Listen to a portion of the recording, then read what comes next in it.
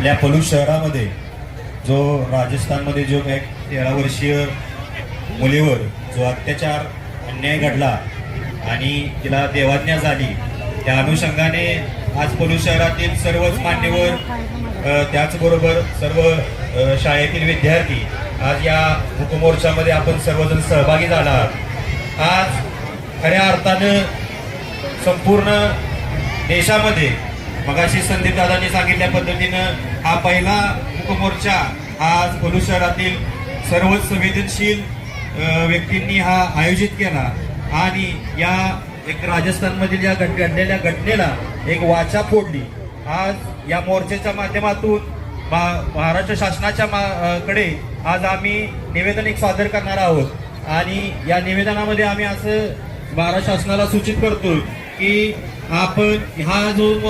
जो राजस्थानमध्ये जी घटना घडलेली आहे त्या राजस्थानमधल्या घटना घडलेल्या मुलीला ह्या जे काय याची जी केस असेल ती फास्ट ट्रॅक कोर्टमध्ये चालावी आणि या मुलीच्या कुटुंबियांना त्यांना आर्थिक मदत व्हावी, त्याचबरोबर भविष्यामध्ये अशी कोणतीही घटना होणार नाही यासाठी शक्ती कायदा एक त्यांनी जो देशामध्ये जो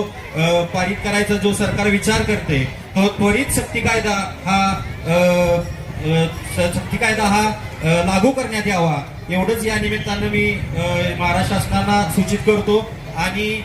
आपण सर्वजण लकी शाळेतील सर्व विद्यार्थी, त्याचबरोबर पंडित विष्णू शाळेतील सर्व विद्यार्थी आणि पलूस शहरातील सर्व व्यापारी बांधव, पोलीस प्रशासन, सर्व राजकीय पक्षातील सर्व मान्यवर, सामाजिक कार्यकर्ते आणि इतर सर्व पत्रकार मित्रबंधू आणि बांधवांनो, आपण या मूकमोर्चाच्या निमित्तानं आपण या घडलेल्या या अनामुष मुलीच्या मनाला शांती लाभण्यासाठी आपण जो हा मूकमोर्चा आयोजित केलेला आहे त्यासाठी आपण सर्व उपस्थित राहिलात त्याबद्दल मी संयोजकांच्या वतीनं आभार व्यक्त करतो। थांबतो। जय हिंद, जय महाराष्ट्र।